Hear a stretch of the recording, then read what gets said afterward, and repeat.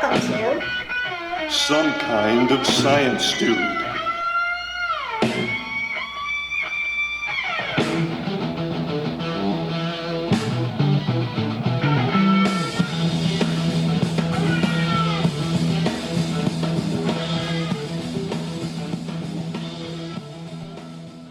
Welcome to another video. I'm your headless host. headless maybe, but not brainless. Well, thank you, Newton. For the most part.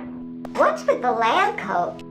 I think it makes me look intelligent. It's not working. That's my assistant, Newton D. Labrat. That's pronounced bra. Whatever. In this video, we'll be discussing Collatz Conjecture. Who was Collatz? And what's a conjecture? Lothar Collatz was a German mathematician born in 1910. Okay, enough about him. Well, a theorem is a mathematical statement that has been proven. A conjecture is a mathematical statement that has neither been proven nor disproven. So what is it? So what is Collatz conjecture? It's really pretty simple. You start with any positive whole number. If the number is even, you divide by 2.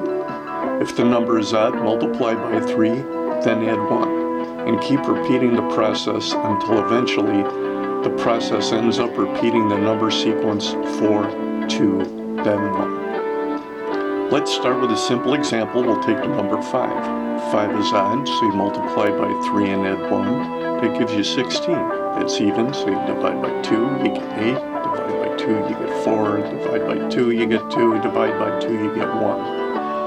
1 is odd, multiply that by 3, add 1, you get 4, and you keep repeating this sequence of 4, 2, and 1. That's simple enough. And so it would seem. However, nearly every mathematician will tell you not to waste your time with Collatz conjecture, but I've never been one to shy away from a challenge. I knew I had a daunting task ahead of me, so I would need the big guns. First, a laptop computer. Secondly, notebooks. Third, pocket protector, full of multicolored pens, plus a highlighter.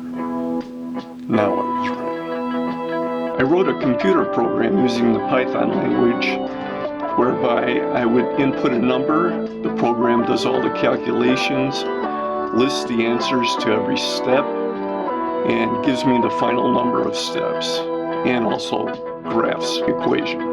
So for this example, we'll just use the number 27. Okay, in the bottom here, it shows the results of all the calculations. The total number of calculations was 111, highest number calculated, 9232. And here's a graph of that. This number 9232 shows up a lot. In fact, if you put in the numbers from 2 to 1,000, this same graph, or very similar to it, will show up 30% of the time.